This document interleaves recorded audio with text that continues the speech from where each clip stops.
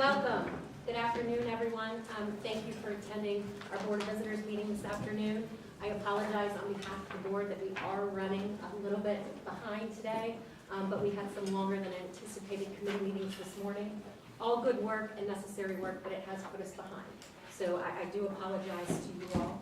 The first thing I would like to do is welcome Ron Tillett back to the Board of Visitors. Ron is no stranger to the university, and this is his second time on the board. So we welcome you as Governor Duncan's newest appointee. Thank you. Appreciate it. Absolutely. I'd also like to welcome Brian Eakes. Brian is the president of our Ed Foundation. Brian is going to be making a presentation later, but welcome to the table. Thank you. Brian is also not a stranger to Christopher Newport either. This meeting is being audio streamed, and we do have board member Kelly Meadows joining us by telephone, so she is right here next to me in Amy.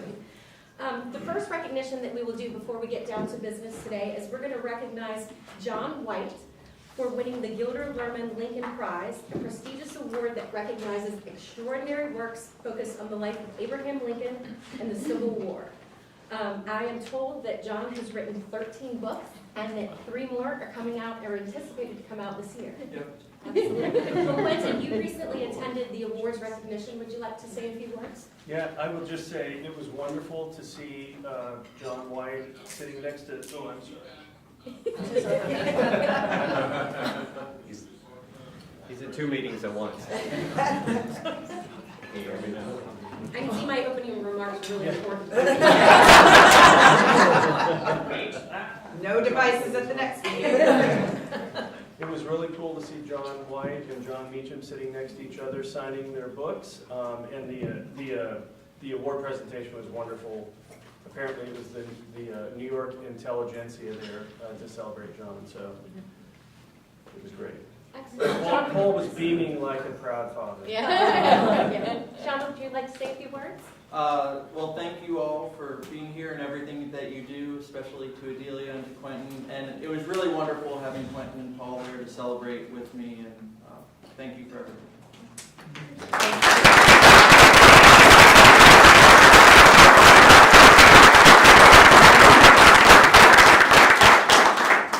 Thank you, Dr. White.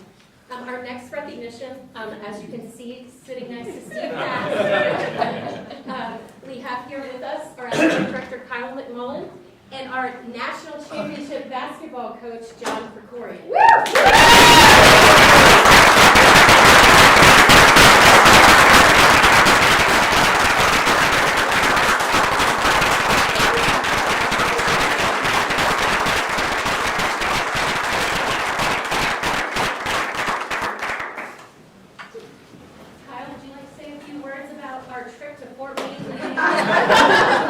If you haven't been to Fort Wayne in early March, I suggest. It's a lovely place. And if all goes well, you get to bring one of those back with you.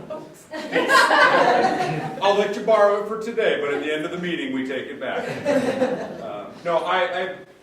We have had such a great fortune within athletics the past several years, and we've been able to come and celebrate championships with you all here previously. But I can't say it enough. We are so incredibly thankful for the fact that we've got a university, from the Board of Visitors to all of our students and staff throughout campus, that truly understand and embrace how valuable the experience is for our students to participate in athletics.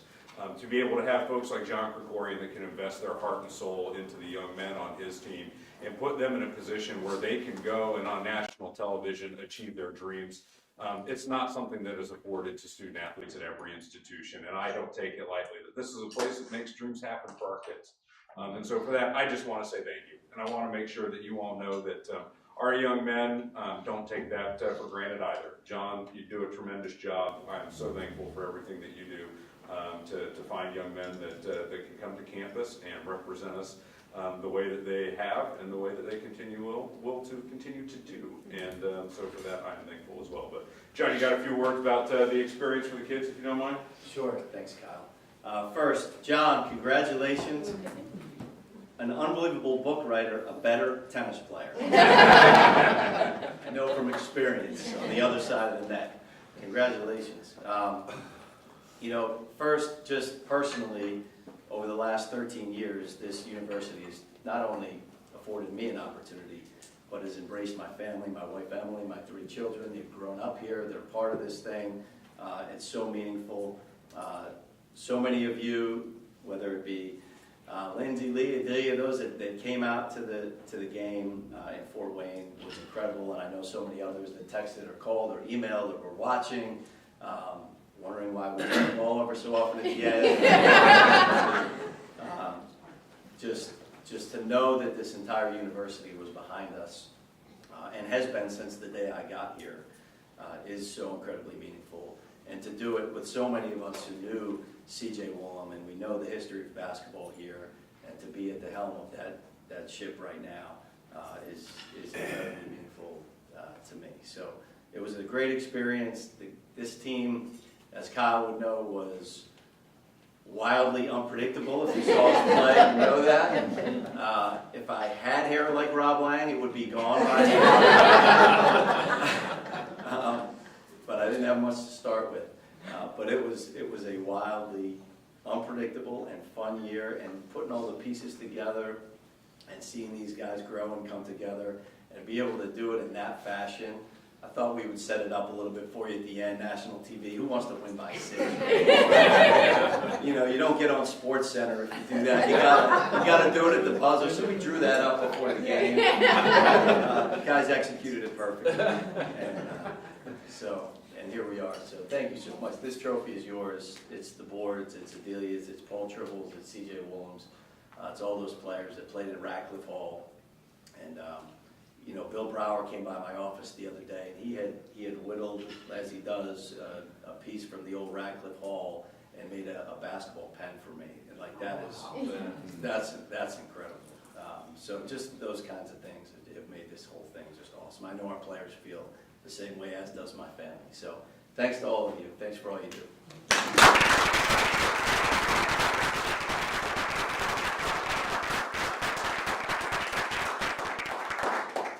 Thank you, Kyle. Thank you, John. On Monday evening, Lee Reland, Lee Lockwood, and I celebrated a steak dinner with our men's basketball team because when they won in Fort Wayne, there were no great steakhouses. And they said all we wanted was a steak dinner. So Lee coordinated, and the best part coming out of that, other than the steak, of course, was at the end of the evening, the waitress came to me, and we were at Schlesinger's, and she said, Lindsay, I just have to tell you, I have never waited on a group of young men that were more polite, that behaved better, and seemed to enjoy themselves. They interacted with you all, but it was just a really amazing evening. So we say all the time, we are here because of our students, and that is telling that we are doing the right thing on this campus. So thank you all very much. Thank you. Thank you so much. One more recognition, and that is our good friend and Faculty Senate President, Rachel Holland. Today is going to be Rachel's last meeting with us because her term as president is coming to an end. For those of you who do not know Rachel, she actually sat with us through the presidential search. She and Tatiana were instrumental in their comments and in their thoughts from the faculty perspective, from the student perspective, and were a very big part of the reason that our next 6th president will be a success on this campus. So thank you for the time that you have spent. Thank you for offering to be a sounding board for our new president from a faculty perspective, which is going to be so important. And we hope that your successor will be just as delightful. So thank you.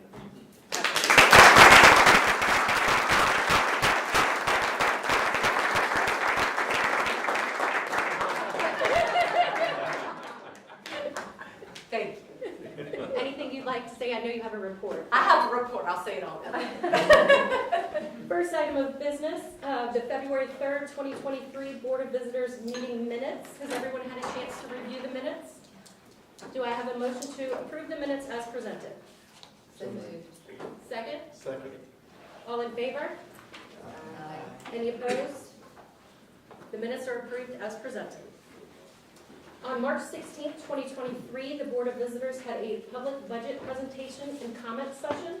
Have the members who presided over the public comment session, being Judy and Larry, had the opportunity to review the minutes of that meeting? Do I have a motion to approve those minutes as presented? Second. All in favor, please. Please indicate by saying aye. Thank you. The minutes are approved as presented. Now we will have a presentation by Brian Eakes, the president of our Education Foundation. Brian is currently the Executive Vice President for Financial Planning and Analysis at Franklin Templeton, but possibly more importantly, he is a graduate of Christopher Newport University. He received his master's in business administration with honors from Loyola University in Maryland as well. So thank you. Great, thank you, and good afternoon. I'm pleased to be with you today, and I appreciate the opportunity to speak with you about the Christopher Newport University Education Foundation. As mentioned, I'm a 1991 alum of CNU. My wife Denise is also a 1991 alum, and our oldest son Tyler is a 2021 alum as well. I will add, he is gainfully employed and living on his own. Thank you for the check. One down, 4 to go. I've been on the Education Foundation Board since my election as trustee in 2015, and I'm currently in my 3rd term, which ends in 2024. I was elected as president of the board in 2019, and my term as president ends later this year. I first walked onto the Christopher Newport campus in 1987 in the fall. At that time, there were just a dozen buildings on a campus, 1/3 the size of what it is today. There were no dining halls, no residence halls, no NCAA championship trophies at the end of the table, and nothing as magnificent as the room we are in today or the building we are in today. The Education Foundation's portfolio at that time was less than $100,000. It wasn't even Christopher Newport University yet. It was still Christopher Newport College. So it is truly impressive to me to see what CNU has grown into in terms of the campus and physical spaces, but more importantly in the caliber of the students who spend 4 years here and then leave ready to lead lives of significance. I always find it rejuvenating and reaffirming to be on campus and see firsthand the students whose lives we are affecting through our work on the Education Foundation. And while there's no shortage of reasons we could be pessimistic and cynical about the state of the world today, our students' enthusiasm, optimism, and determination to change the world is inspiring and always leaves me hopeful for our future. Today I want to spend a few minutes outlining the purpose and activities of the Education Foundation, but more importantly I want to discuss the impact that the foundation has. The Education Foundation plays a critical role in funding CNU's mission of higher education and developing students to be both good citizens and leaders. The Education Foundation was incorporated in 1980 and is governed by a board of trustees that meets 4 times a year.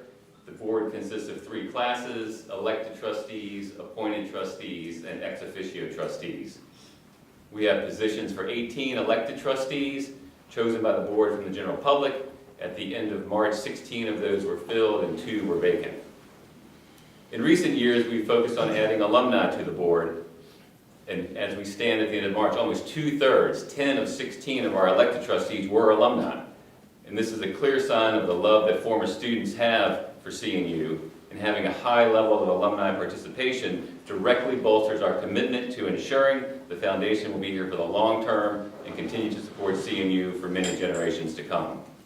Also, having non-alumni trustees who are just as committed to our success demonstrates the impact CNU has in the community and the desire of even those who didn't attend here as students to ensure we continue in our mission. In addition to elected trustees, we have 2 trustees who serve as appointed trustees and are appointed by the board of the rector of the, appointed by the rector of the Board of Visitors, with up to 6 ex officio trustees, and these include CNU's chancellor, president, chief financial officer, chief of staff, vice president of advancement, and president of the Alumni Society. My fellow trustees and I have a fiduciary duty to oversee and manage the foundation's investment portfolio. The portfolio is built from the donations of a wide variety of constituents and friends who care deeply about CNU and its mission. The donations we have received are primarily used to support the all-important funding of student scholarships, to ensure CNU maintains and expands its position amongst its peers while attracting and keeping the very best students drawn from the sons and daughters of the Commonwealth and increasingly from across the country and beyond. The Education Foundation brings not only independence and oversight to the investment portfolio supporting the university, but also brings significant expertise and experience, as many of the trustees involved on the board also have experience in finance and investment professional. The foundation's portfolio is managed on a day-to-day basis by experienced investment managers who were selected after a long interview process consisting of many qualified candidates. Our Foundation's investment committee meets regularly with our investment managers to ensure the portfolio is being managed in alignment with our investment policy. The allocation of the portfolio's earnings to the various funds and scholarships is handled by the Foundation's controller, and the Foundation reports on those earnings and expenditures for each scholarship and fund to the respective donors annually. That covers the operational aspects of the Foundation. Let me now shift to the impact that the Foundation has. The investment returns from the portfolio go to the general support of the university, its scholarships, professorships, programs, and budget, all the while maintaining flexibility to assist professors and staff in a range of university programs. The Foundation directly benefits hundreds of students annually with scholarships to advance their education. In the last fiscal year, over 750 students received a scholarship funded by the Education Foundation. In addition, the Foundation provided funding for multiple professorships, ensuring the highest quality instruction and educational experience for our students. The Foundation also oversees special projects such as the Captain's Education Enrichment Fund, or C Fund, where CNU students manage a pool of investments themselves with oversight by university professors acting as mentors. This provides the students the unparalleled experience of actually making, and sometimes losing, money, along with reporting on that performance to the Education Foundation Board. They develop and maintain the organizational structure of the C Fund to perpetuate its existence and train incoming students in leadership. The C Fund also awards an annual $1,000 scholarship to a CNU student. The Foundation's portfolio has grown to $58 million. And while we are excited to have achieved this given our relatively short existence, we are cognizant that we have a long way to go to reach the multi-billion-dollar endowments held by some of our sister institutions who have been around for a lot longer than us. And these are the institutions with which we compete for the best students across Virginia and the entire United States. It's important to note that about 40% of our investment balance came from contributions. These contributions are from people who want to see CNU succeed and continue in its mission. It is their vision and hope for our students that we keep front and center as we oversee the investment portfolio and invest it for the future. I would be remiss if I didn't highlight and compliment the vital work of our advancement team who keep those contributions coming in, and in many years the incoming contributions are able to fund our needs, allowing us to not draw down on the endowment balance itself. The remainder of our balance comes from the returns made on those investments, which were acquired from the contributions. Our portfolio is positioned and managed with a long-term perspective. Just as CNU takes the long view by not just focusing on the 4 years in which a student will be on campus, but positions them to lead a life of significance, we take the view that the Foundation will live in perpetuity, and we want to ensure that we are able to support the university and its students for decades, if not centuries, to come. This long-term view guides our portfolio allocation, which we believe has contributed to superior results. We compare our performance against other endowments across the country by reviewing the results of an annual survey which is conducted by the National Association of College and Business University Officers, or NACUBO. This study provides the most comprehensive analysis of endowment investment returns, asset allocations, and governance policies at U.S. higher education institutions and affiliated foundations. For the periods ending June 30, 2022, the most recent period for which the survey was completed, our investment managers delivered exceptional performance. Our average annual return for the 3 and 5 year periods was over 10%. We outperformed the median achieved by other endowments by 3.5 percentage points for both the 3 and 5 year periods. And 3.5 percentage points may not sound like a lot on its own, but as these excess returns add up and compound year after year after year after year, it has an exponential impact on the growth of our portfolio and therefore our ability to continue enriching the lives of CNU students.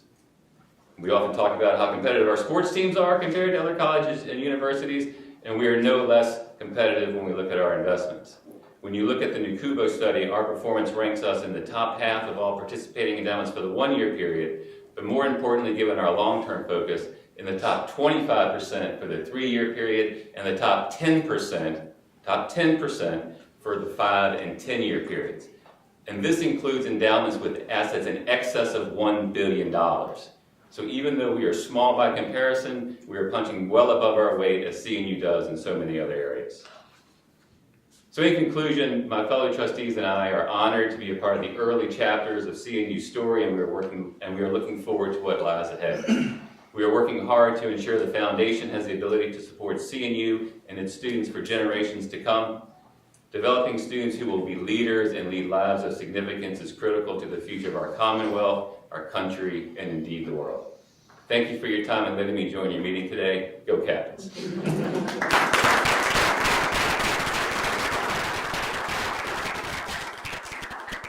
Brian, thank you for that great report, and thank you for your life significance. Thank you.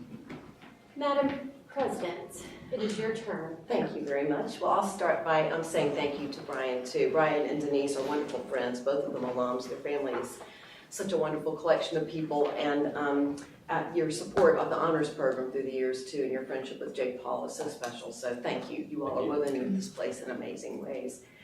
Rachel, thank you, too. Really, you have been the right woman in the right job at the right time, and we're grateful to you. So thank you very much. And one other word about John White. When my husband and I first moved into our neighborhood about 12 years ago, John White was one of the first folks that we met.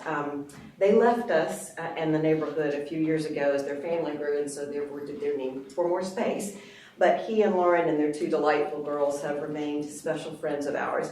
John's an extraordinary scholar and teacher, yes. He's also a good man, a husband and father. And it's pretty great to see the photos from the awards ceremony this week. But John, we couldn't be more proud of you, not only for that, but also because it's pretty great to see you chasing Clara and Charlotte across the Great Lawn, or as they're scampering up the bleachers at the basketball games. That's the blessing of this place. We get to be proud of colleagues, and we get to treasure our family. So we're really proud of you.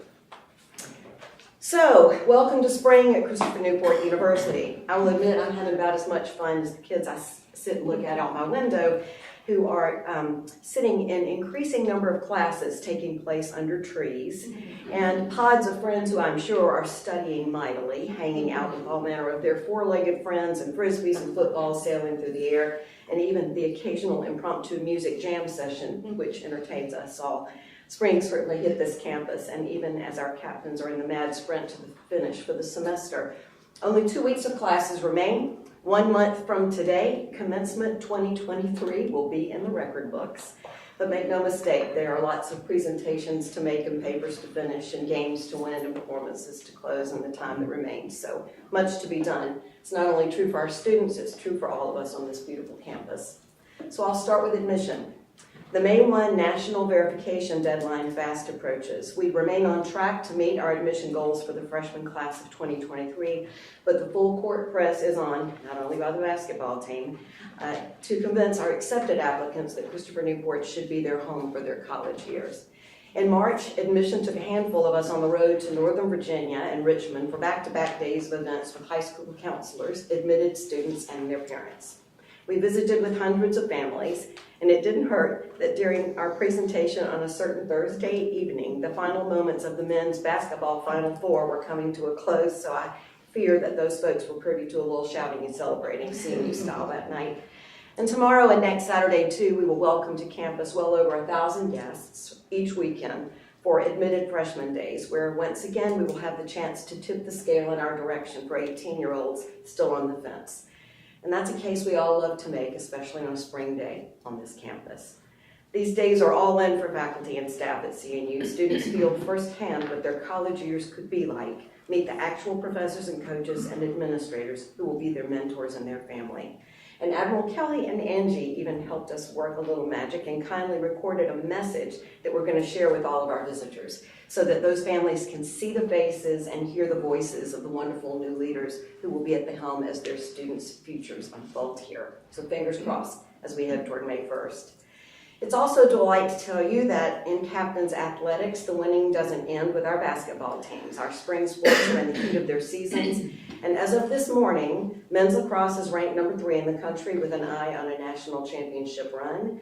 Defending national championship softball team has won 13 of their 16 games and is ranked number 2 in the nation. Those women are gunning for a repeat performance of last year. And baseball's having one of the best seasons in history. Track and field continues to outrun, outthrow, and outjump just about anybody in their path. And we are home to not one but two winners of the National Coach of the Year distinctions, John Krikorian for men's basketball and Bill Broderick for the women's basketball team. We will have final season outcomes to report in June, but it continues to be a banner year here for captains. In addition to the heavy lift that's happening for all of our students in the final 2 weeks of classes, much is happening around them in academics and student life. This week we hosted two important events. The second annual Dinner for the Common Good, benefiting the Wasson Center for Civic Leadership, which welcomed nearly 100 leaders from the public and private sectors from across the Commonwealth for a special conversation with Virginia Congresswoman Abigail Spanberger. You're going to hear more about that from G. Wasson a bit later. We also hosted the second annual Hampton Roads Social Justice Conference. It's co-organized by Christopher Newport's Center for Crime, Equity, and Justice, Research and Policy, CNU's Department of Sociology, Social Work, and Anthropology, and the Hampton Roads Christian Community Development Network. The conference brings together researchers, policymakers, elected officials, nonprofit organizations, community activists, business leaders, the faith community, and all others who work across Virginia to press on important social issues. There were over 60 concurrent sessions during the 3-day convening, and we welcomed nearly 500 people. And in March, CNU hosted a marvelously successful global followership conference. You're going to hear more on this, I suspect, from Lee and from Kevin later, but this conference attracted leadership students and scholars from across the country and around the world. And the final weeks of the season's performances at the Ferguson are filled with some of the best sellers for this year. The Torgler just launched a new exhibit in the Ann Nolan Edwards Gallery, and you'll find the annual Art Senior Thesis Exhibition featuring work by our senior fine art and art history majors and their faculty as well in the other galleries and hallways. Our performing arts students are filling our stages with recitals and concerts and productions, and in March, our musical theater students once again took over Manhattan as the featured performance for an evening at the famous Off-Broadway Theater 54 Below. Quentin and I were both there and had the pleasure of watching our kids in action, and I think you'll agree we had the tickets to the best show in town that night. And in our ongoing work with our leaders in Richmond, today one of this board's most important items of business is the setting of tuition and fees for the upcoming academic year. Jennifer Latour and Bobby Hatton will provide details in the committee report, but we understand that we're not going to have any definitive budget information from the state until late June. The direction so far has been to proceed with setting of tuitions and fees and budgeting for fiscal year 2024 with the mindset of limited state support and finding substantive cost reductions. These decisions are weighty ones, and they should be.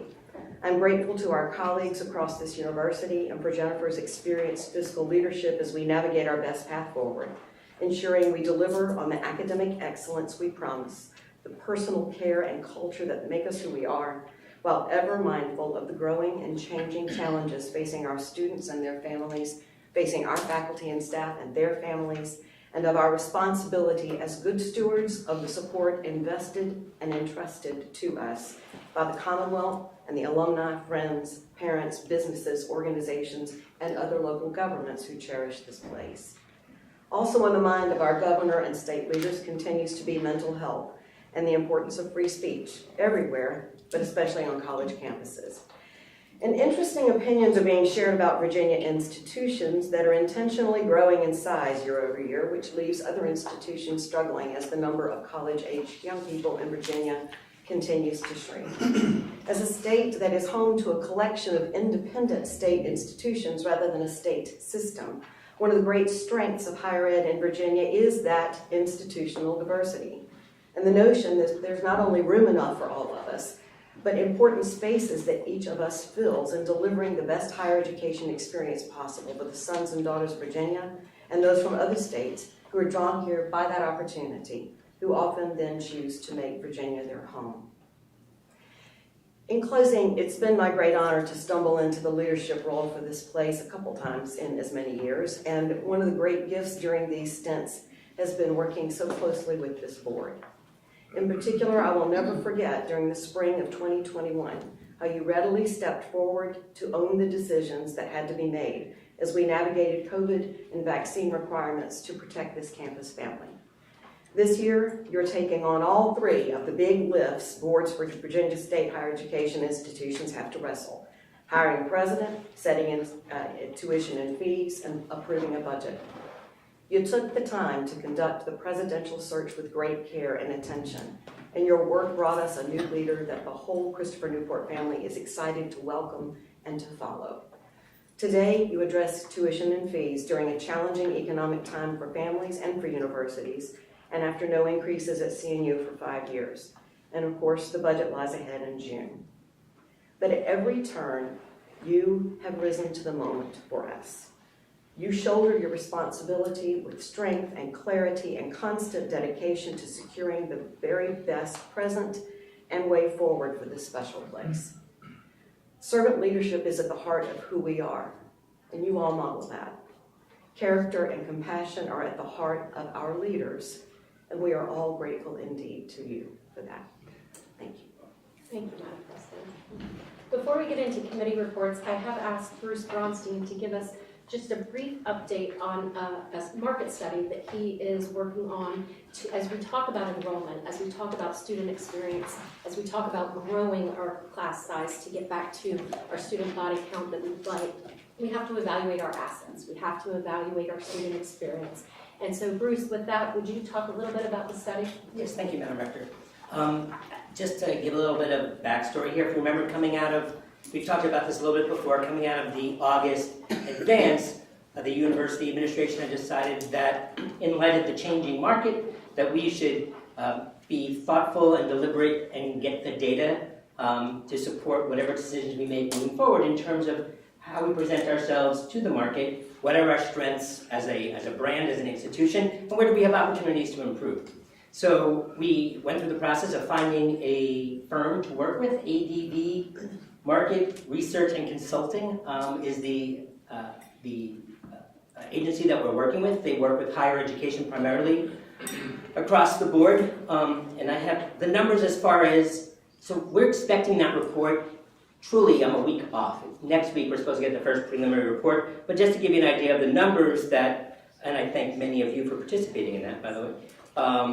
But the numbers for the surveys, they have, we've gotten surveys back from 600 current students, 541 parents of current students, 238 faculty and staff, 746 alumni, 10 board members, 451 prospective students, 213 parents of prospective students, and 92 high school guidance counselors. There's over 2,000 folks in that group that were using the information collected by them to kind of figure out what are the messages that we're saying now that are resonating with audiences, and where maybe we think they are, but they're not, and then find out what the opportunities are to make some changes to what we're doing in order to adjust to the market as it exists. So we look forward to getting a report back, and if anybody has any questions about that, I can try to wing it and answer them. But that's what I have for now. Thank you, Bruce. We look forward to the preliminary report results. Thank you. With that, we will move on to committee reports. The first committee is Finance and Facilities. Bobby, would you like to give the report, please? Yes.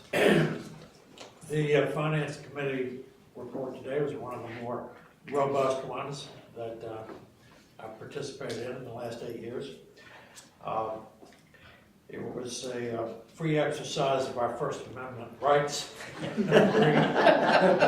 agree and to disagree, and to disagree without being disagreeable. Before getting to the primary subject of that meeting, which was tuition and fees, we did have a number of reports concerning capital projects and other matters that I want to hit first. Christine Ledford provided us an update on the capital programs, and the first of which is the expansion of the Science Center, Phase 3. It is moving forward, and it's anticipated that utility relocation will begin this month with the contractor, but the General Assembly and the governor have not adopted a budget, and that is really freezing this project in its tracks. There's $32 million that needs to be included in the budget. We received lots of assurances that it'll be done, but it has not been done yet. And we hope that that will not delay the construction of the science building too much. It does have a 25-month construction schedule. It's an 80,000 square foot structure, and that timetable is potentially at risk depending on the promptness of the governor and the budget. The second capital expense, the new administration building over on Hyden Boulevard, is coming along as scheduled. The contractor is doing a great job. The completion date for that is mid-September 2023. We expect that the furniture will be in the building in October, and we'll be able to move into the building next semester. The old building will be demolished prior to calendar year 2024. So lastly, in the uncontentious subject matters of the meeting, Christine presented the SWAM report, and the goal for small businesses, women and minority-owned businesses, is 42%, but the university is at 50.41% as of February 28, 2023, and so we're way ahead of the expected benchmarks that are proposed by the governor and the General Assembly. Jennifer Latour gave us an update on the state's budget and the impact that that's going to have on Christopher Newport. And to shorten that just a bit, that is what is driving the whole controversy about tuition fees. In past years, the budget process was delayed or late, but this is an exceptional delay. And typically, the allocation by the governor in the budget will provide $1, $2, $3, $4 million to the university, which goes into operations and takes pressure off of tuition and fees, and it gives us the freedom to create a budget that continues to meet all of the academic, athletic, and other services that we provide. But this year, we're having to plan the budget without the benefit of any extra money from the government. Now, that can possibly change, but it is a very open question as to whether he's going to make any change at all to the budget, and if that doesn't happen, then our action today is essential for the continued financial integrity of the university.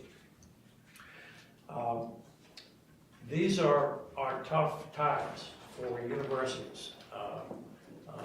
Large universities are taking students away from universities this size. We're having a drain of 5,000 students down to 4,500 students. There are price wars among the universities for the best students. There's competition for scholarships, and we are building an endowment, but we're still the smallest endowment in the state. So it's a challenging environment in which we have a product that the demand is falling, but we have to decide how much to increase the price. But we have to make that decision because we have to preserve what Paul and this university have done for the past 26 years in making this transformational change and creating this great university. So we find ourselves at this point with no money from the government and lots of mandates that have to be met, salary increases that have to be met, students that have to be given free tuition because they're children of war veterans. There are all kinds of mandates and there's a loss of almost $2 million from the loss of the COVID money. So all of that in combination with no action by this board would create approximately a $5 million deficit. And so the question that has to be addressed is how do we maintain a balanced budget and not make the balanced budget solely on the backs of the students, and also not make this balanced budget solely on the backs of the academic services and the athletic services that we provide. So it has to be a sharing project. And with that in mind,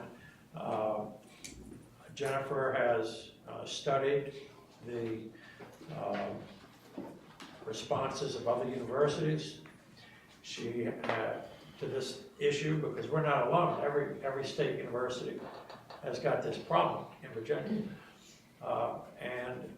She has also challenged the faculty to provide her with proposed budget cuts.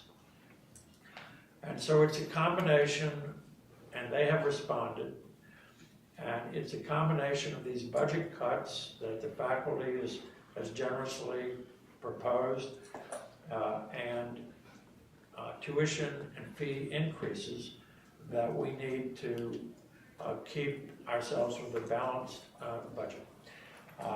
She is going to bring you a resolution in a minute as to how that problem is being resolved. And in the committee meeting, we had a large majority of the members of the board were at that meeting.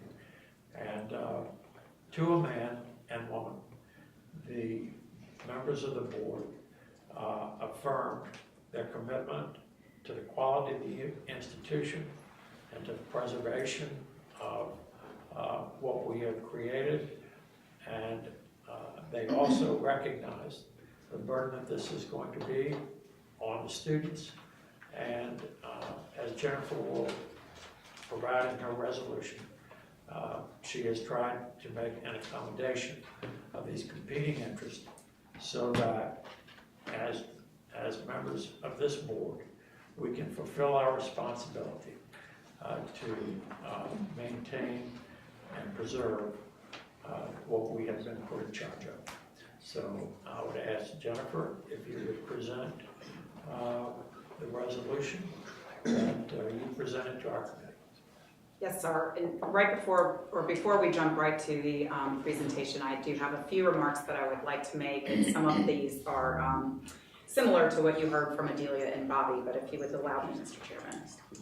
So our budget is primarily dependent on two fund sources: allocations made by the Commonwealth of Virginia and tuition and fee revenues paid by our students and our families. While we await action in Richmond that will determine the overall level of funding from the Commonwealth and ultimately all institutions of higher education, it is clear that some level of cost containment and cost reductions are going to be necessary for us to balance our budget. During the COVID-19 pandemic, it was important for us to keep costs low on all fronts, from the cost of attendance to the cost of supplies and materials. We held tuition at the same level for 5 years. We instituted hiring freezes, travel freezes. We increased the temperature setbacks in buildings to achieve more energy efficiencies and thus realize savings. We used the federal and state stimulus funds to maintain the continuity of operations here. We did as much as we could to minimize the impact of the pandemic on our community, and we weathered the storm.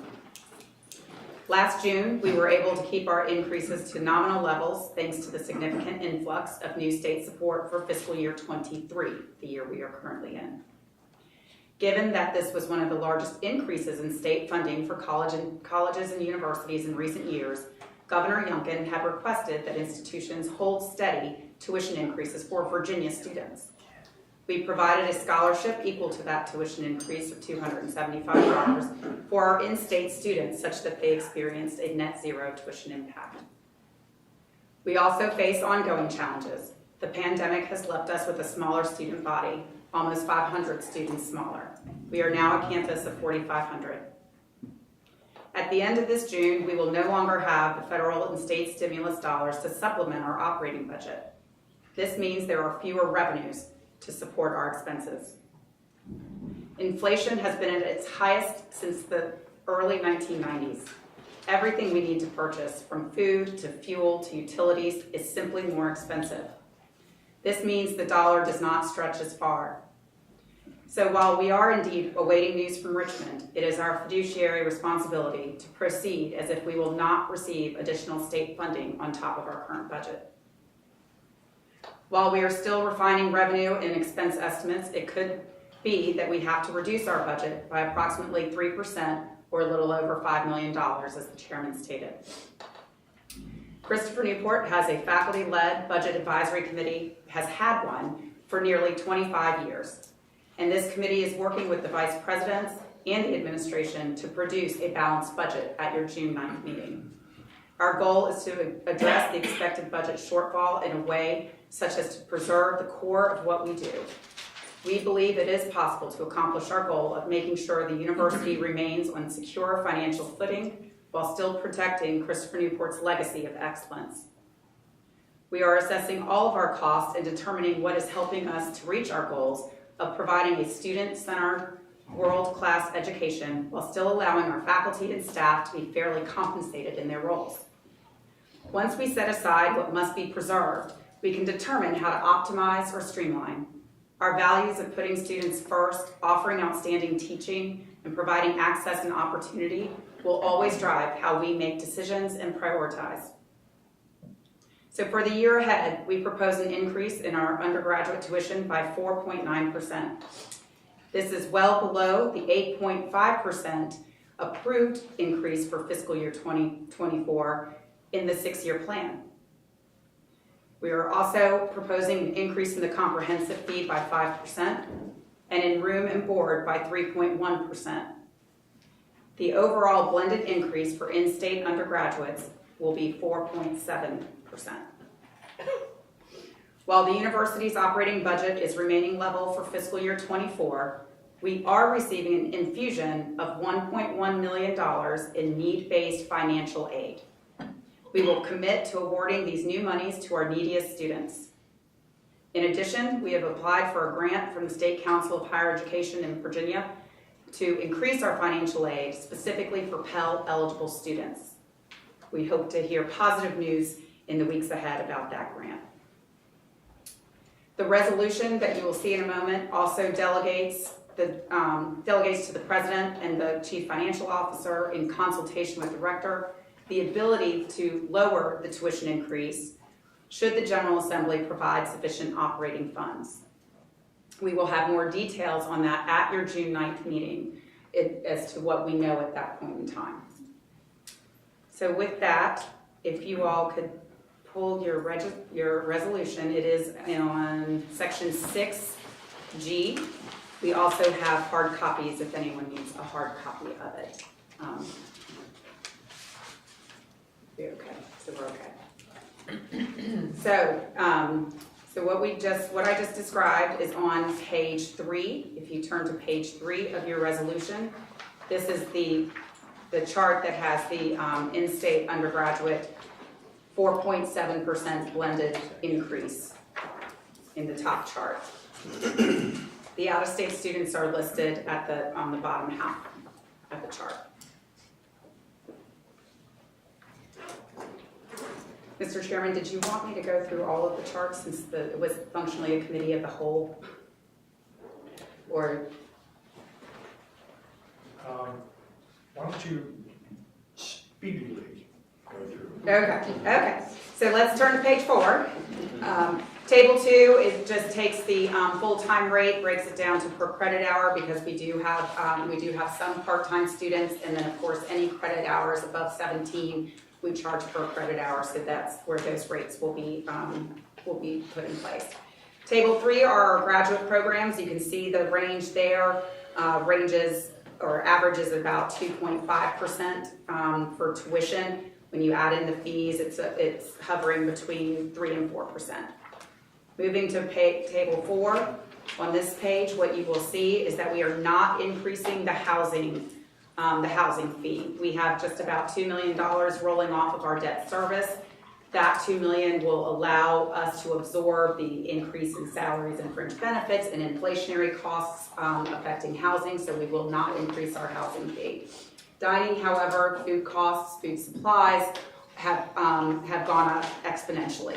So that increase averages out to about 6% for dining. Moving on to table 5. Table 5 outlines our special rate programs. And so this is where you will see our study abroad, summer online course fees. The Luter School of Business will have a $50 per credit hour fee for those majoring, they will have a $50 per credit hour fee for all accounting, business, finance, management, and marketing courses, regardless of major. But if you are a School of Luter, I can't even speak, Luter School of Business, you will have that fee assessed. And then table 6 just walks through all the miscellaneous fees that that students pay dependent on their courses.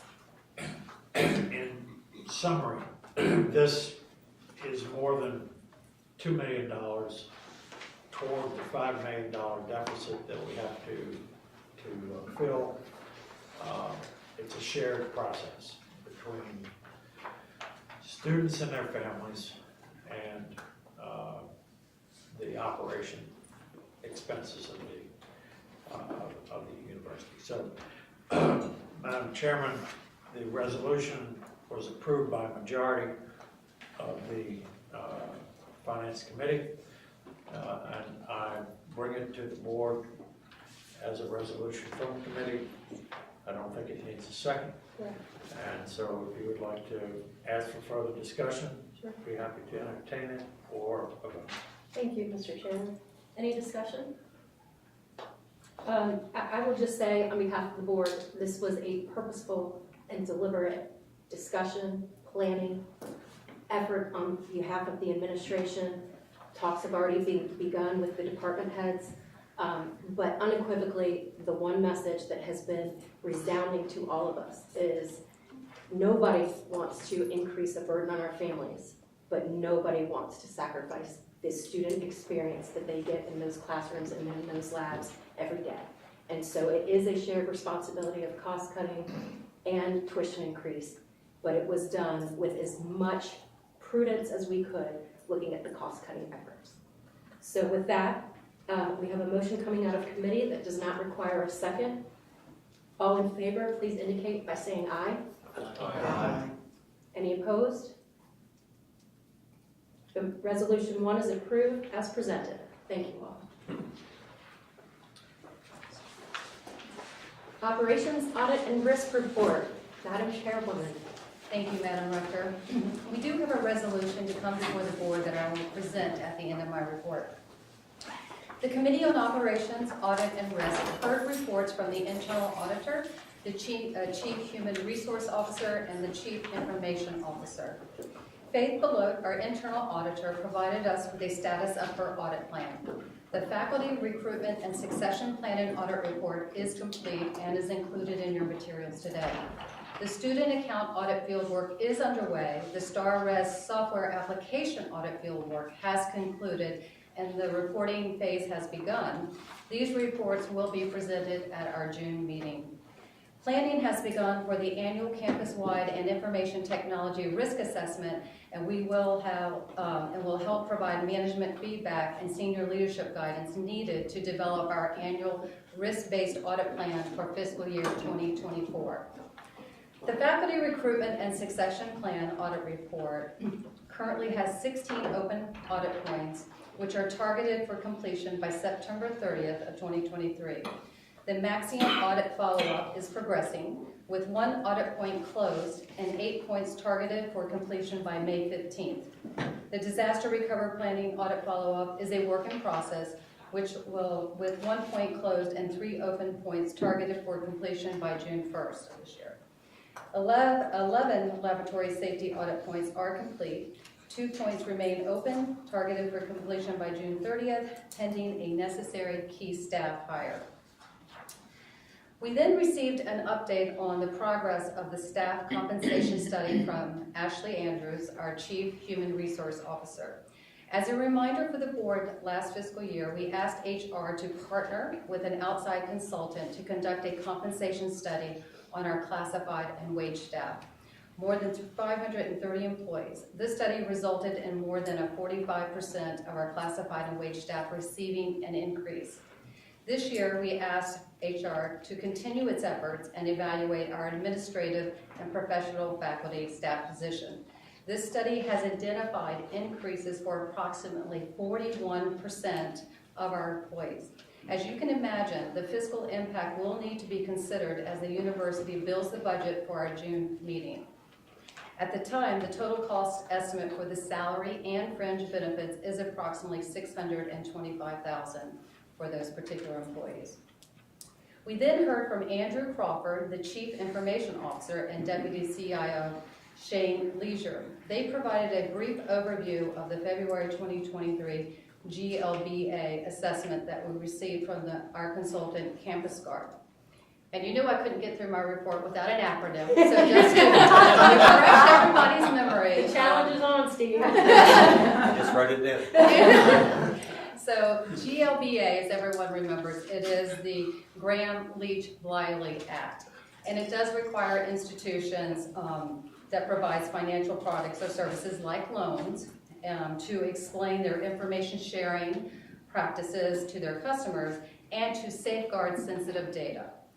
So our IT team has begun addressing the issues identified by our consultant.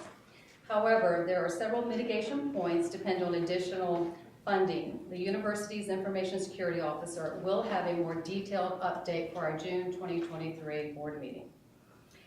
So, Madam Rector, at this time, I would like to present Resolution 2, an update to the University Retirement Plan Committee, and that's located in tab 7D in your board books. So this resolution has been updated so as not to reflect specific employees and titles.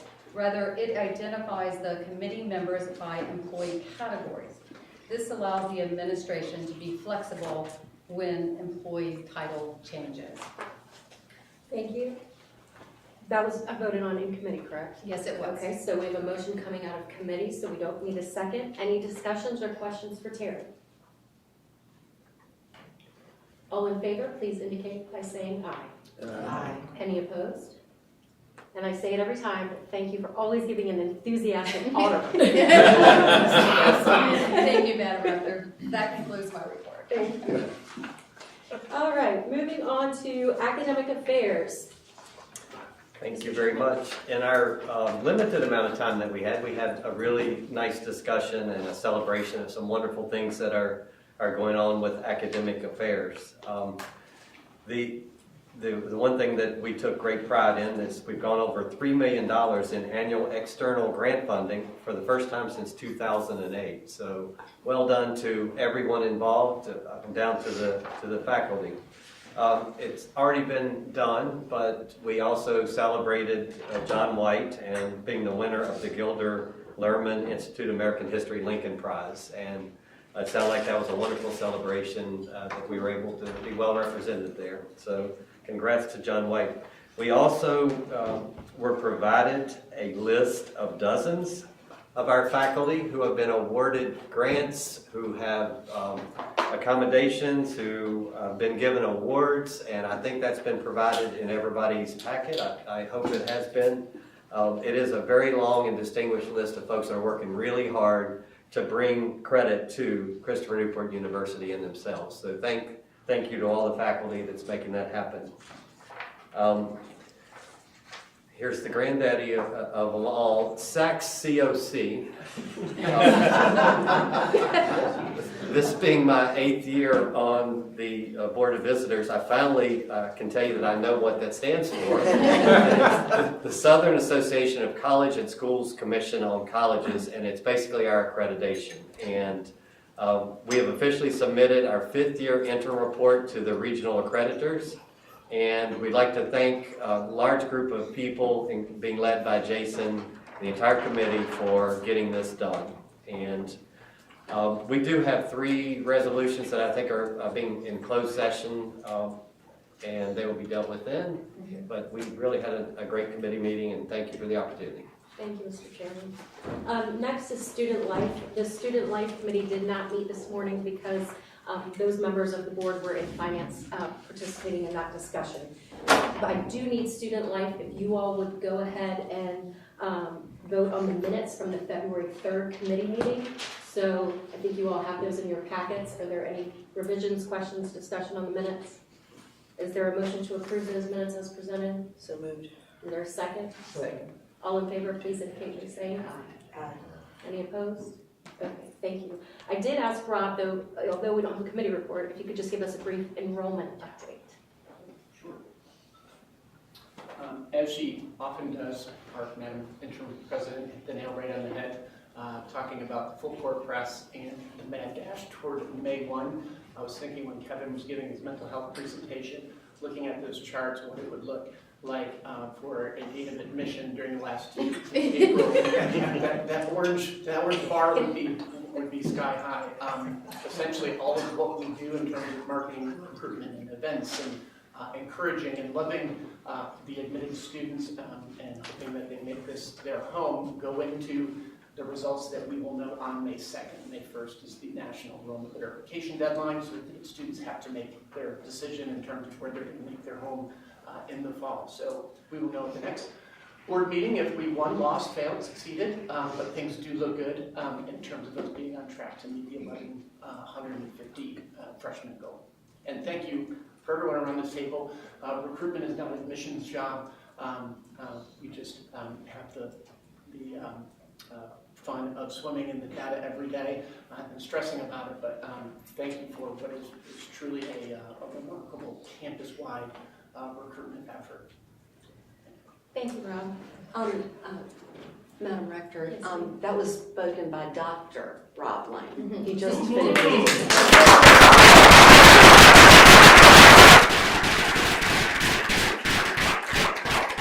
Thank you. So May 1 is not the only reason my eye is twitching. It happened last week. Thank you. It's very sweet. Well, congratulations, and thank you. Our next committee report is advancement. Madam Chairwoman, do you want Thank you. We have completed the third quarter of the fiscal year and we raised $5.2 million toward our goal of $6 million.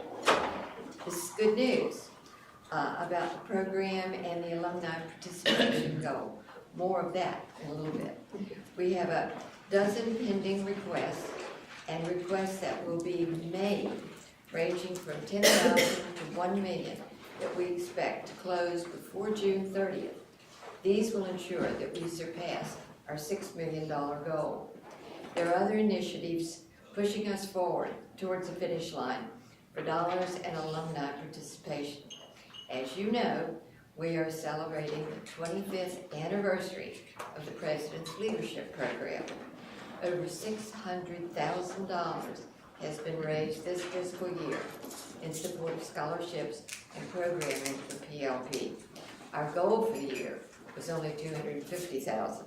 We have blown past that with great expectations for the future.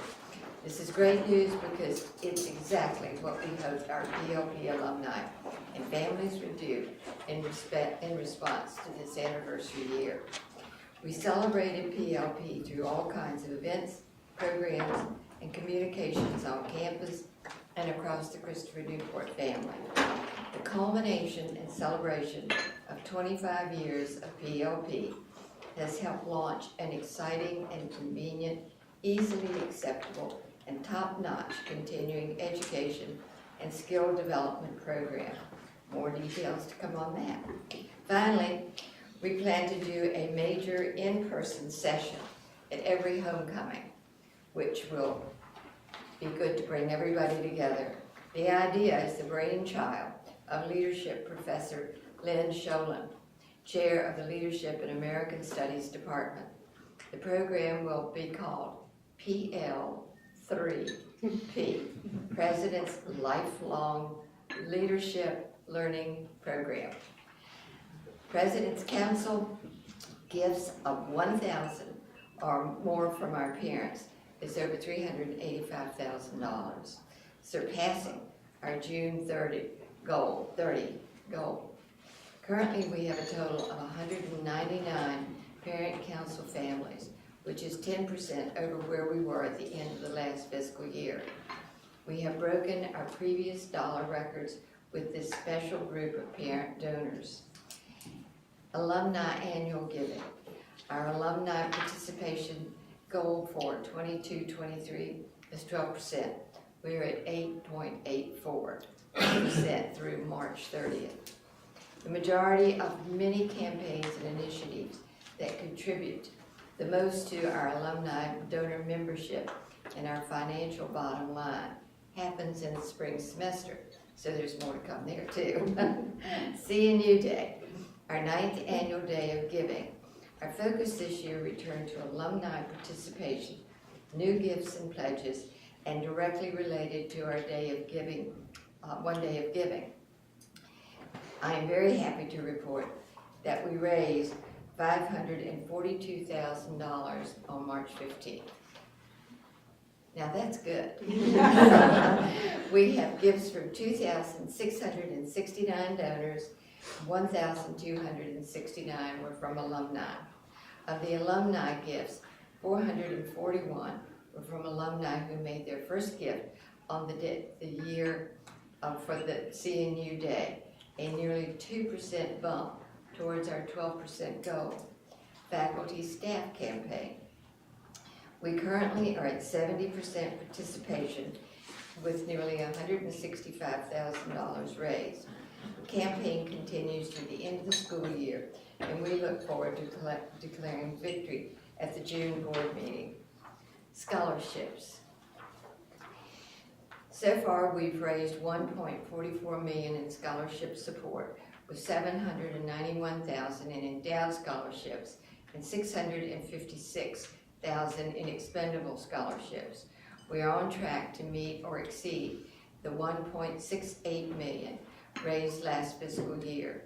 March 30 was our annual scholarship celebration. It was great. We had 250 attend lunch and 150 attend dinner, and both events were so successful. We had the pleasure of being there, and it was just absolutely joyful to watch the students and the donors interact, get pictures together, do all the good stuff. This is one of our most powerful events, and it is wonderful to watch the celebration of our generous scholarship donors and the captains whose lives are benefiting from them. The relationship and connection made during the event are truly amazing. I'd like to ask you, Lindsay, to report on athletics. I'd love to. Thank you. Athletics has had a very successful year in fundraising. We've raised $897,000 this fiscal year so far. Of that, $187,000 is unrestricted athletic funds. $548,000 is raised in support of sports-specific funds. The CNU Golf Center, if you haven't seen it, the old Peninsula Fine Arts Center is being transformed into an indoor practice facility for our golf team. Renovations are being funded from private contributions. No university dollars have been spent to date and are not planned to be spent on that. If you've walked through it, you have seen the bag racks have been all built by the golf team and the coach. The paint on the walls has been done by the golf team and the coach, and I'm told that the golf coach's parents have been in there hammering away. And so please go by. It will house 4 hitting bays with simulators, a putting room, offices for coaching staff, storage, a lounge study area for golf team members. And we have one incoming captain who made the decision to come to Christopher Newport because of that facility. He's going to be on our golf team as opposed to going to his second choice. So that proves that if we're investing in our place, that the captains will come. Lastly, this is a new gift this year from the Medina 14 Foundation. This is a foundation that was formed in memory of late Captains baseball player Ricky Medina Jr. An annual and endowed scholarship has been established for a CNU student in Ricky's memory. And that foundation was started by Ricky's father-in-law, who had zero connection to Christopher Newport. But he came to Christopher Newport after Ricky's death and said, I have fallen in love with this place, I'm going to endow a scholarship, and there are talks that he is going to make an additional gift sometime in the near future. So, Madam Chairwoman, athletics is thriving in fundraising. Very proud of you. Thank you. The arts. We have raised over $1.4 million in new gifts and pledges for this year in support of operations and programs for the Ferguson Center, Torgler Center, and scholarships for music, theater, and dance students.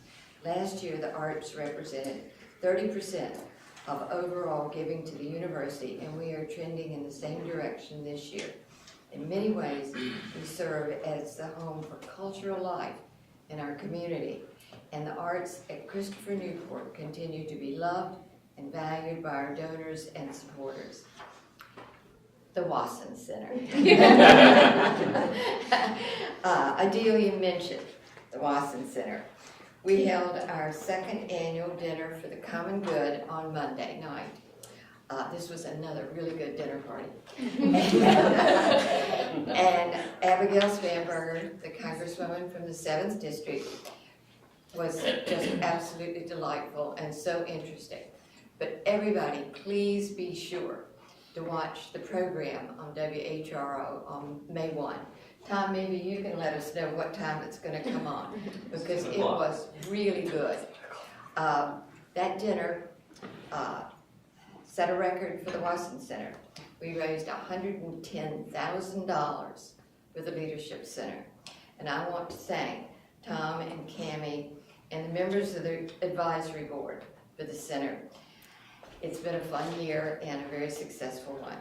Conclusion, I know you're glad to hear that. Thank all of the board members for the continuing support you give in every area of this campus. You're generous with your time, your talent, and your treasure, and we appreciate it.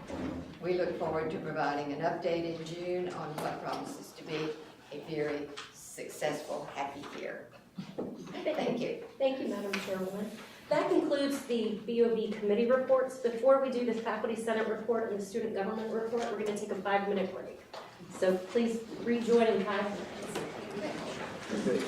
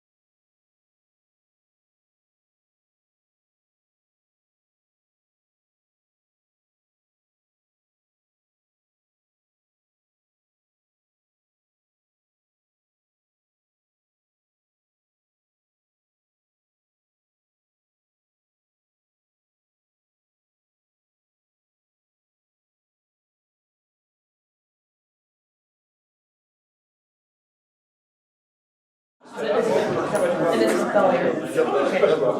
was in a basement. Small world. All right, thank you all for coming back and not exiting the building. The next report comes from our Faculty Senate President, Dr. Rachel Haupt. Thank you, Madam Rector. Good afternoon. Campus is a busy place in April, and spring brings excitement and a little bit of exhaustion. As the semester concludes, faculty are racing to deliver the final lectures that will best prepare their students for their final assessments, projects, performances, and exams. And then the grading begins. Though the conclusion of the semester is but a few short weeks away, it can feel like a Herculean task to finish the year. Commencement feels like the celebration of all our hard work, students, faculty, staff, and administration, all come together to celebrate our students and their accomplishments, and to say, see you later, because I refuse to ever say goodbye to anybody, just so you know. I tell all my students, don't say goodbye, just don't say it. I'll say, see you later. For me personally, this year, I will watch 3 students walk across the stage with whom I have worked for 8 continuous semesters. I have spent 285 hours, yes, I did the math, teaching these 3 ladies all individually one-on-one, and have watched them from freshman to culmination of their senior year. I have watched them blossom into incredible performers, but more importantly, confident, intelligent, articulate, and amazing women. I'm incredibly happy for them as they embark on their new adventures. They are all going on to prestigious graduate programs, I'm very pleased to announce. And I will practically burst with pride as I watch them walk across the stage on May 13th. I will also probably shed a few tears. I'm trying not to do that now, as I am reminded that our work together is done. What I can tell you is that my story is not unique. Faculty all over this campus have spent hundreds of hours working alongside our students, and commencement always brings some complicated emotions. More about complicated emotions in a bit, but the relationships that we facilitate here at CMU between students and faculty are what makes this place special. Those connections start in the classroom and continue through research, study abroad, labs, and performance stages. The academic excellence of our university is contingent upon our ability to offer quality instruction in all our academic programming. We must do all that we can to ensure that we as a community continue to keep our focus on the academic mission. I heard something about some question marks in the budget picture for next year. Each fall, the Senate engages in a discussion regarding faculty priorities and budgeting. It is most usually a robust conversation that takes place over several meetings and results in a memo to the Budget Advisory Committee detailing the faculty's priorities for programmatic funding. But it also details the faculty's thoughts in case constraints make it necessary to make cuts to the budget. In the memo forwarded to the BAC, I got my acronym in, dated November 2nd, 2022, it states, the Faculty Senate firmly maintains that the preservation of our academic liberal arts mission is critical to the long-term success and stability of the institution. The Senate stated five items that should be preserved if a budget shortfall should necessitate temporary modifications to the academic affairs budget. They are as follows. First, all current full-time faculty lines, tenured, probationary, and restricted, as previously allocated across departments by the provost of the university.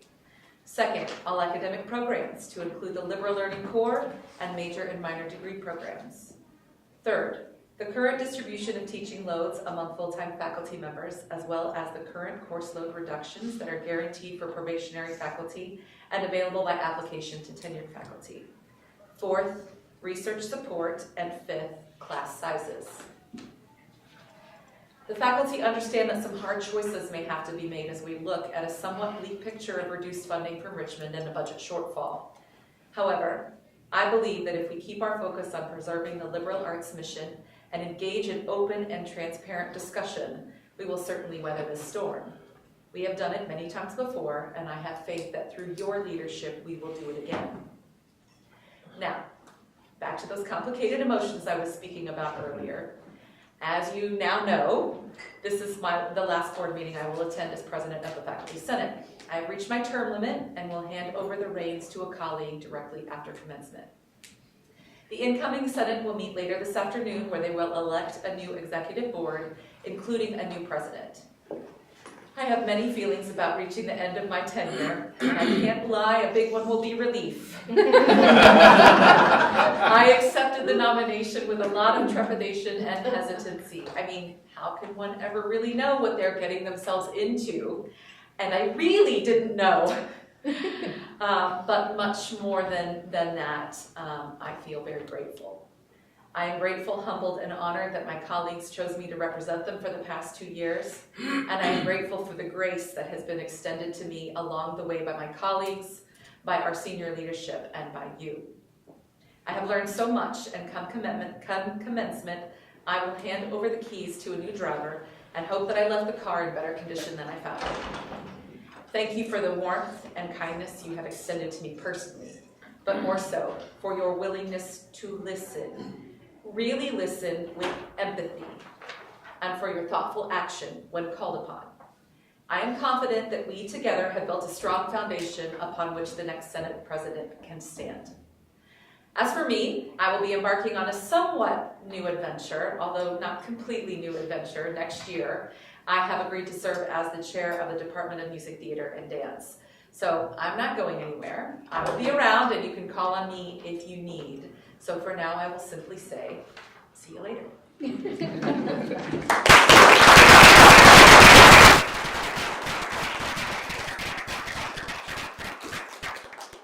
Rachel, thank you. From the bottom of my heart and on behalf of the board, thank you for the commitment to our students. It was evident in our time together as we got to know you more, that first and foremost, the reason you do what you do is because of those students. And speaking of emotions, I'm going to cry because you're leaving us. But no, thank you for all of the work that you did with us, but more importantly, every day here. So thank you. Thank you. And speaking of driving, what do you have news in your life coming tomorrow? Oh gosh, my duties as permanent chauffeur will be lifted permanent. My daughter's driving tomorrow. Her license becomes active tomorrow, so my days of 4:30 a.m. swim practice are over. We're liberated. I am liberated. Thank you. Thank you. Okay, speaking of moving on to bigger and better things, this is also Celine Rosario, our student government president's last meeting with us. Thank you. Would you like to deliver your report? Yes, I will. Thank you, Madam Rector. And good afternoon, everyone. I hope you all have been doing well. For my report today, I do have exciting news and bittersweet news, as you now know. It is my last meeting. I'll begin with my report, conclude with the exciting news, and then I will welcome a student speaker in. This semester has been amazing. The weather has been great, truly a highlight of my semester. The semester is ending, but in true CNU fashion, there's still a lot of happening around campus. Like President Thompson says, all gas, no brakes. Starting with my anchor organization updates, CAB, there's an acronym, please keep count. They recently held their annual Spring Fest on April 7th. This was a time for students to relax, refresh before the holiday weekend, with help from various campus organizations. Students enjoyed food, games, live band, photo opportunities, and much more. IFC hosted Greek Week for the first time since COVID alongside PHC and NPHC. This was a great way for many chapters to complete in activities and bond together. IFC and Panhellenic are bringing in Corey Speaks, an ethics professor from the University of Denver, on Monday next week. Corey is a nationwide speaker who will do a session for any CNU student to attend on the pressure of stress. Panhellenic also had a very successful formal recruitment. They invited over 100 women to new organizations, and they also hosted a mental health awareness week that encouraged sisters to practice healthy ways to foster wellness. And finally, on my student government side, we hosted our annual Staff Appreciation Day in the DSU Ballroom. This was an excellent way for us to recognize all the amazing things that our faculty and staff do for us. We are also hosting a stress relief as finals are approaching to help students de-stress. Last, on the SGA and the Student Honor Council side, we had our executive board elections, and we are inaugurating our new leadership team next Friday. So, because we have our new executive board, I would like to introduce our new president. She is right here. This is Kate Bennett.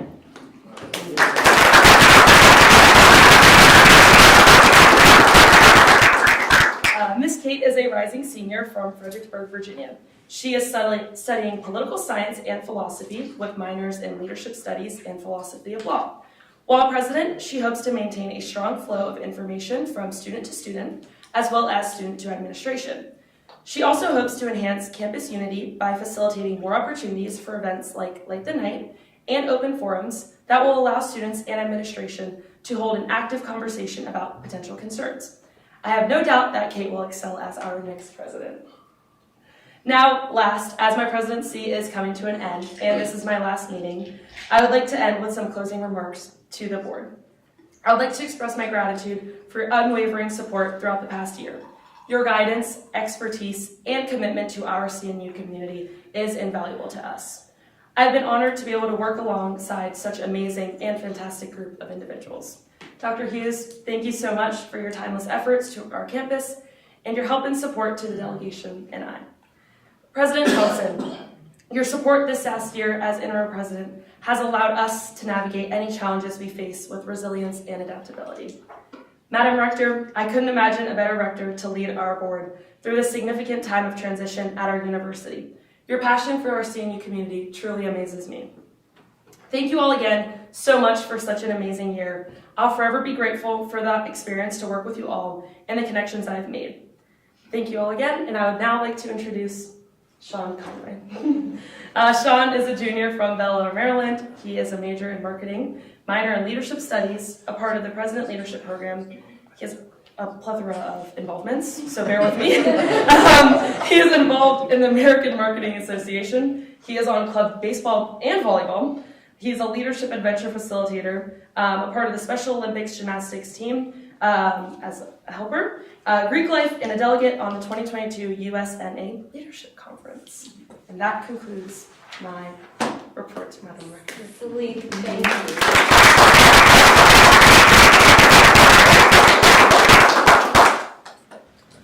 Well, greetings to the Board of Visitors. As Celine said, my name is Sean Conway, and I'm a junior studying business marketing in the Luter School of Business, with a minor in leadership studies as part of my involvement in the President's Leadership Program. Today, I have the honor of sharing with you my life-changing student experience here at Christopher Newport University. As the son of two military parents, I'm no stranger to being the new kid. Because I've lived in 6 states and attended 8 different schools, I learned a thing or two about how to fit in. I got really good at changing who I was in order to adapt to the new environment I was presented with. Whether it was preschool in Texas, elementary school in New Mexico, or high school in Maryland, I always had to wear a different mask in order to fit in. To me, this was a way of life. Little did I know that all that would change during my time at CNU. Just like everyone, my college transition was a big turning point in my life, but not in the typical sense. I went from being in every club, sport, and honor society possible in high school to being completely uninvolved in my first semester of college. Although I blame the pandemic on my lack of involvement and friendships, through lots of reflections writing this speech, I realized that the problem was with me. Even throughout all the social distancing parameters, CNU did a phenomenal job at creating opportunities for students to get out of the dorms and be involved in a safe manner, such as movies on the Great Lawn, petting zoos, and the ever so loved fireside lounges. At the time, I felt like I was just too cool to do so. There's nothing cool about sitting in a dorm and being uninvolved at a school that offers over 200 student clubs and organizations. After a lot of reflection and talks with my parents during winter break, I realized I needed to change. I needed to find comfort in the discomfort of putting myself out there. The act that I had used for so long to fit in my new schools needed to change. I needed to be me. Second semester, I made a conscious effort to get involved at CNU. My first step was to find my group of friends, not just people you see passing or have lunch with once a week. I needed brotherhood. I found this in my fraternity. I quickly transitioned from walking alone in class to form the deepest connections with individuals I've ever had. Finding my social scene was the first key for me to settle in, and it was the catalyst for my journey for achieving a life of significance. My next step was to find my purpose. In high school, my true calling was to help the special needs community. I was a member of Best Buddies, a mentor in a special needs art class, and even regularly played basketball with my buddy, Jake, during the COVID pandemic. The ability to continue this service to such an underrepresented community as a coach through CNU's affiliation with the Special Olympic Gymnastics chapter is something that I will forever be grateful for. Thank you for caring about a community that is so often overlooked. The final step was for me to focus on my physical well-being. I reconnected with my athletic side by establishing a regular workout routine in the Freeman Center, playing intramurals, and joining the CNU men's club volleyball and baseball team as a setter and third baseman. As my freshman year progressed, I realized that I did not want any future captain to fall through the cracks like I almost did, which is why my summer I decided to become a leadership adventure facilitator for summer orientation. I made it my mission to help CNU find students as their new home. Leadership Adventure was a fantastic opportunity because it allowed me to take leadership theories and practices we study in the classroom and apply them to real life.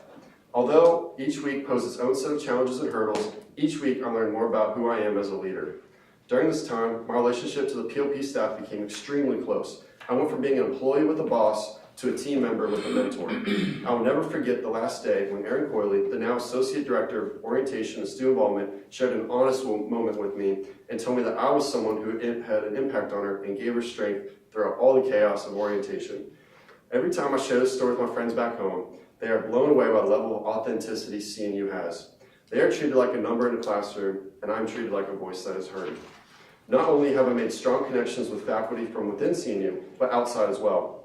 At least once a month, the Luter School of Business hosts the Slice of Business Life, where anyone from mom and pop business owners to CEOs of large companies come into CNU and share their personal stories, experiences, knowledge, and advice to any student over some delicious free pizza.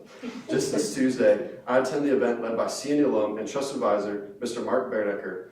Businesses pay top dollar to hear from these individuals, and I not only get to hear what they have to say for free, but converse with them and know that they actually care about me and want to help me grow.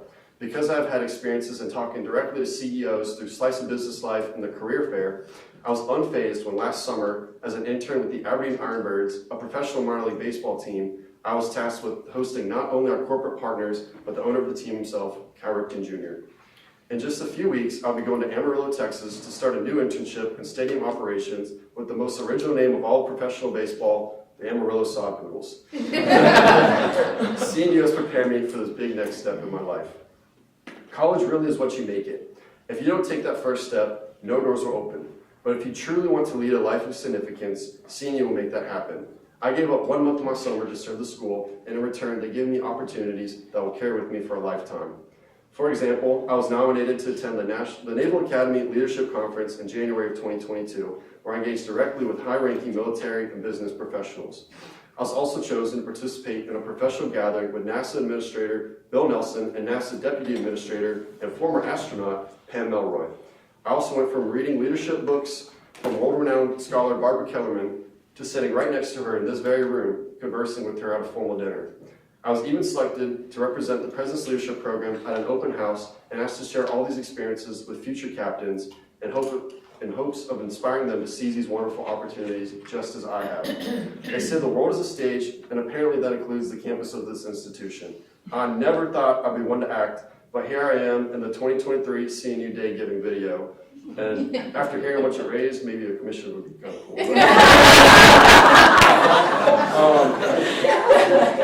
Some of these opportunities I sought out, others were presented to me through nominations. However, all of these opportunities are available to those who take the first step to get involved. As the semester comes to an end, I've enjoyed taking a moment to look back on my 3 years here at CNU. Although it's gone by quickly, none of these opportunities have been taken for granted. I'm so thankful for all that I've learned. I plan to go all out during my senior year and soak up all the wonderful experiences that CNU will have to offer to students.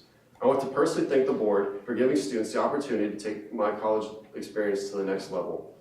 CNU is special, the campus is special, the people are special, the level of education is special, but the most special aspect of all is that if you invest in CNU, they will invest in you. CNU isn't a place where you get a degree, it's a place where you transform into who you are meant to be. I'm no longer pretending to be someone I'm not. I'm accepted for being me. That is what it's like to be a student at Christopher Newport University. Thank you.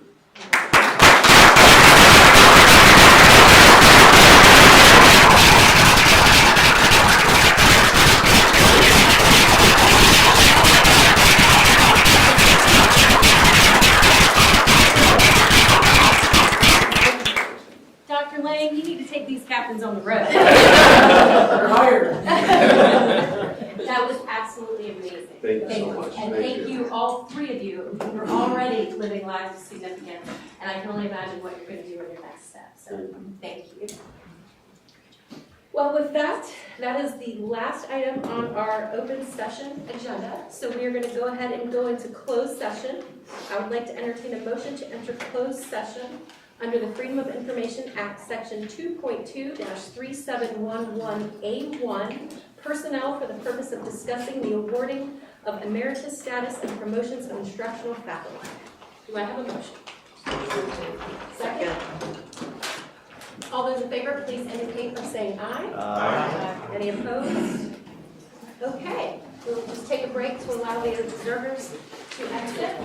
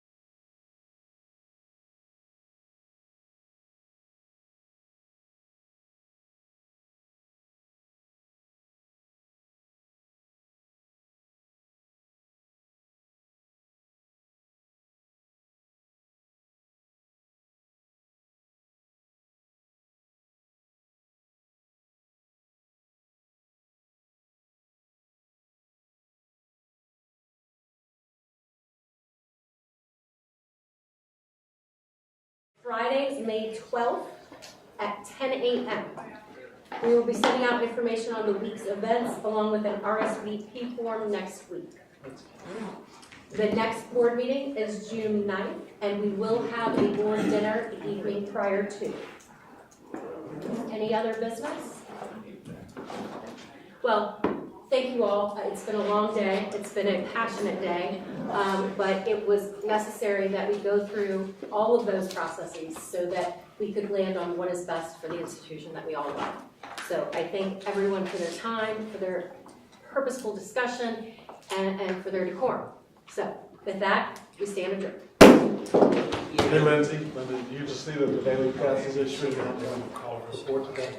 Just hit my phone. All right, Steve, we'll see you next time. Boy, it's good to see you. All right, good to see you. So I'll just keep an eye on you.